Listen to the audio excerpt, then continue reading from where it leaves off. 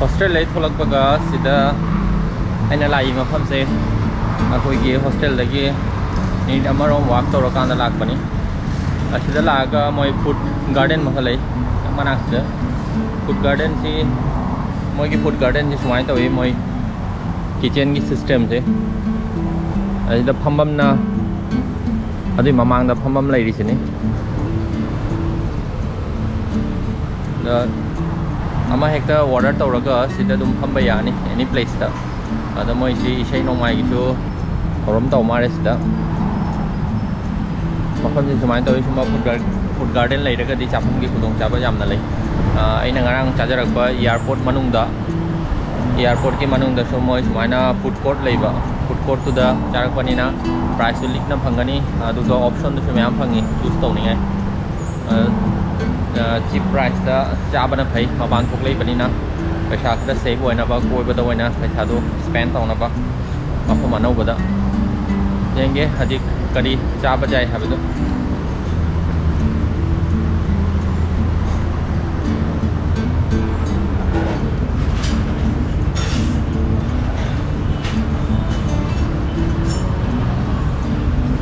ani nako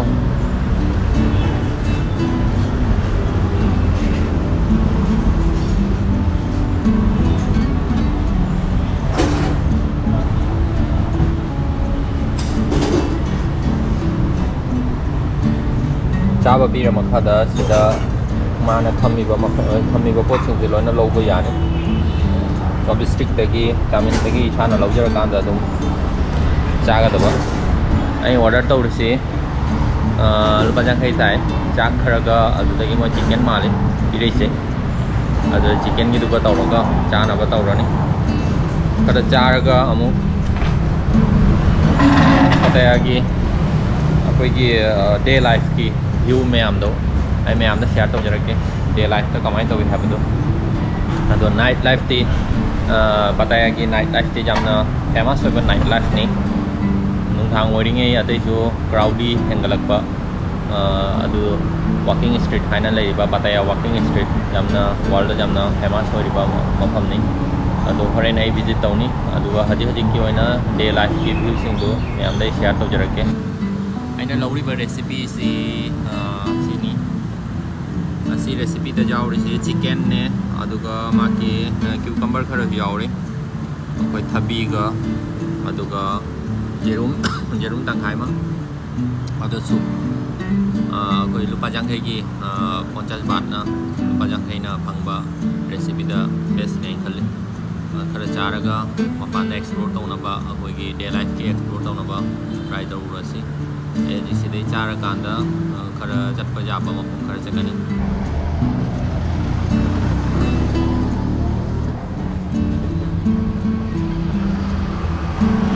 day time से जामना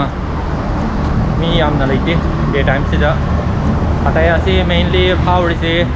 my night life की तमकनी night life ता माके एनवायरनमेंट से लोन चेंज होइगे सिदा लेरिबा दुकान दे करी देगी the massage center the spa the leiba bar sing si loina phangakpana night life ki nuai bisi Pattaya da high street food sing je jam phajana aphaba street food atani jamna neat and clean oiba street food ade paisa je jam tang de mo si 40 natra 50 baht 40 lowest 40 baht 40 baht tei hore maki price range se aduna dum meal ma cha ba yani aduna jam expensive oi bada cha dei charu pudi samaina street food ta lei ba moi hai ma cha sing je jam phajana neat and clean oi chit cheng ba natraga clean ji jam phajana oi iron da hai gera natraga moi gi cha ri ba thai ba moi na lei ri ba moi gi environment se jamna neat and clean oi aduna wall gi jamna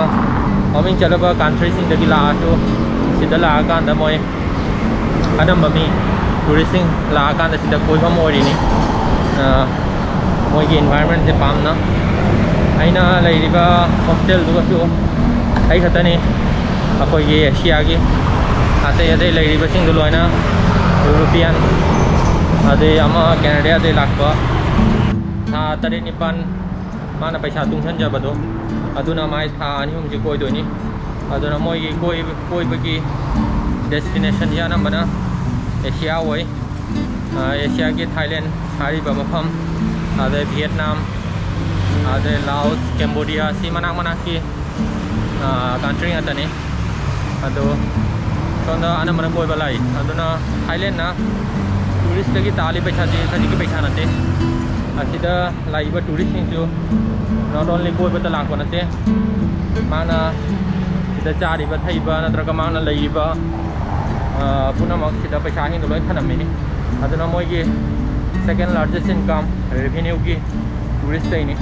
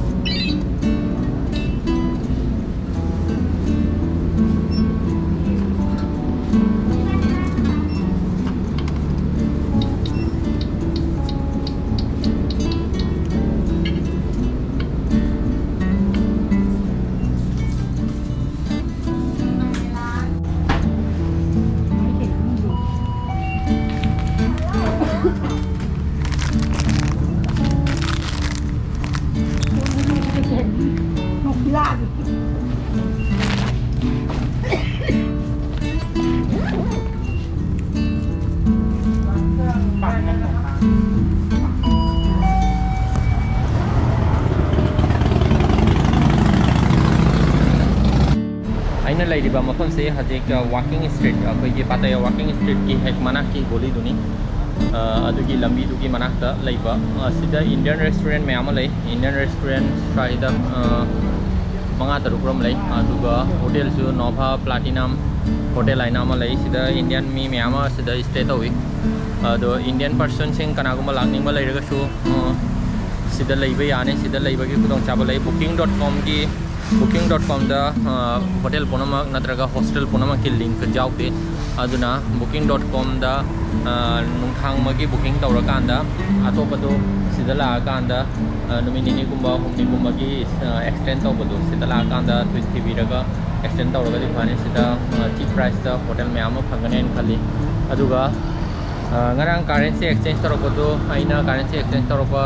kano dagi airport manung dagi exchange tawrapado mapan ga khene rupa chamaram khene aina haji sida currency exchange tawm lai sida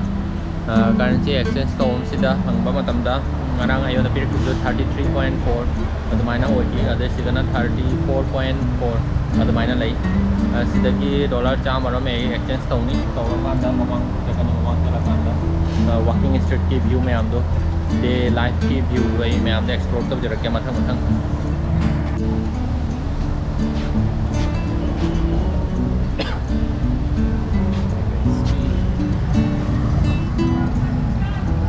Four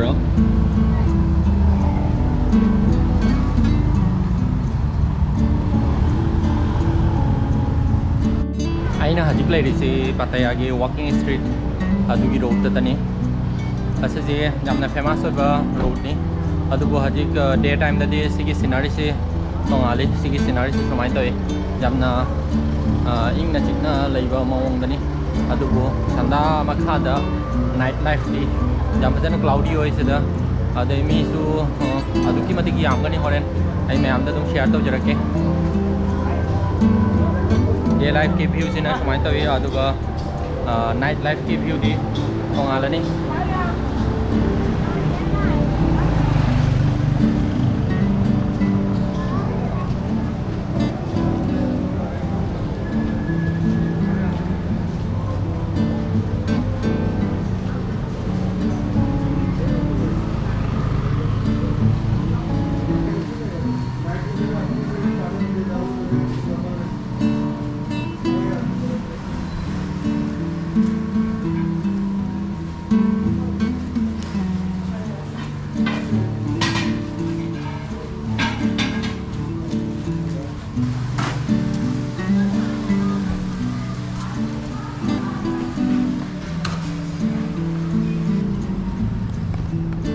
ꯑꯁꯤ ꯃꯐꯝꯁꯤ ꯍꯥꯡꯉ ꯂꯩꯕ ꯅꯠꯇ꯭ꯔꯒꯗꯤ ꯁꯣꯝꯗ ꯆꯪꯕꯒꯤ ꯈꯨꯗꯣꯡꯆꯥꯕꯁꯤ ꯀꯌꯥ ꯋꯥꯠꯂꯤ ꯑꯅꯝꯕꯅ ꯁꯤꯒ ꯁꯣꯞꯀꯨꯝꯕꯅ ꯊꯤꯡꯖꯤꯜꯂ ꯊꯝꯕꯅꯤꯅ ꯑꯁꯤꯅ ꯀꯟꯁꯇ꯭ꯔꯛꯁꯟꯒꯤ ꯊꯕꯛ ꯑꯣꯏꯗꯕ ꯃꯐꯝꯅꯤ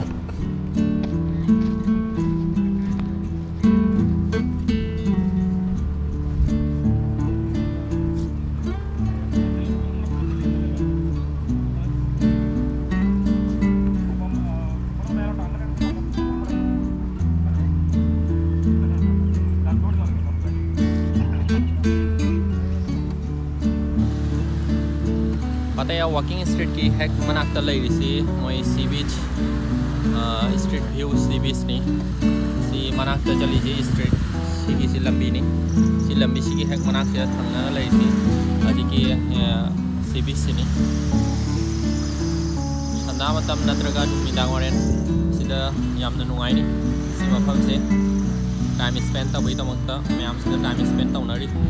asida time spend ta bai tamakta ai khongjabada sigi mafam se best mafam oini adudagi sida ride se mayam lai akhoi gi sida speed boat ki ride moi paisa pira kanda service se aduga parasliding aina moi son nakanda shu khara ma tawri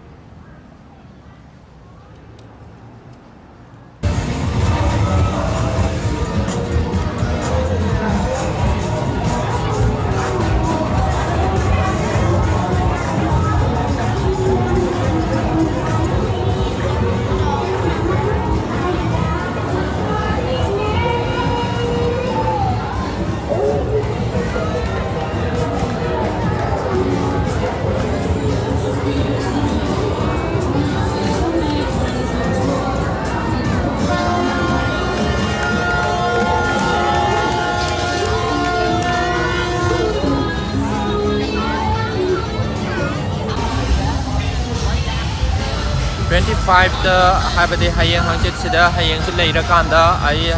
hangchit chi amok Chiang Mai chotoi ni ado Chiang Mai ki maki scenery haiba tare Chiang Mai ki scenery na khara tongali khara hill view oiba adudagi koi ki night bazaar leiri ga do khara khenaba Pattaya ga khara khenarakani Pattaya gi sina khara cloudy oiba heli sida ado adult ki cannot see khara hele sida adult ki portion ji khara hele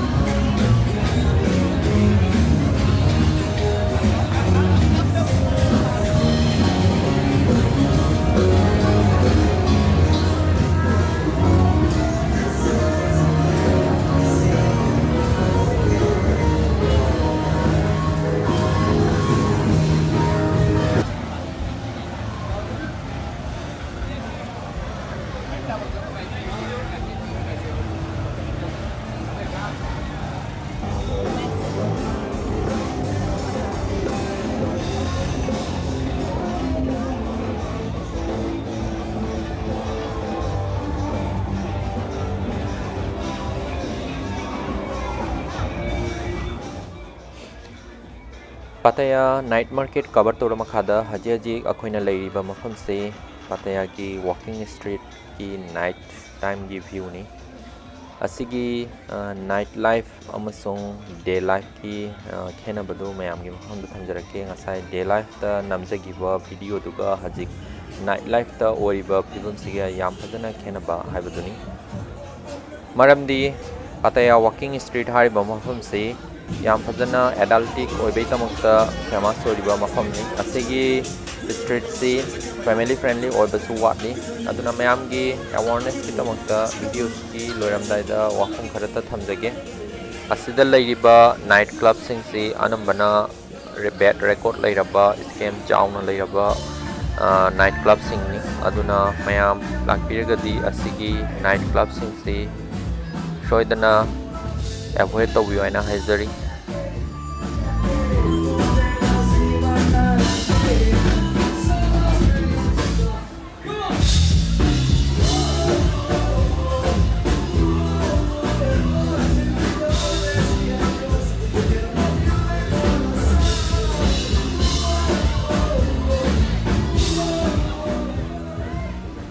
video sigi loiramdaida hayeng chakadaba trip ki matangda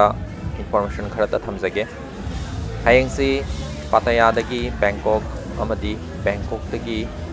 VIP bus ta tongkanda 700 km rom chalaga Chiang Mai hariba Thailand gi second largest city amasung tourist spot the second largest tourist spot oriba mafam du chattoini Chiang Mai hariba mafam do adu chatpagi in details oina ticket kamaina kakkadaba bus ta kamain chakadaba changadoriba matam adugi matangda mathangi video da hapacharake aduna mayam like and subscribe tarokanda channel sibu cooking thogot biwaina nisingzari recipe asi Thailand gi south ron da phangba roti haira khangnaba recipe ni asi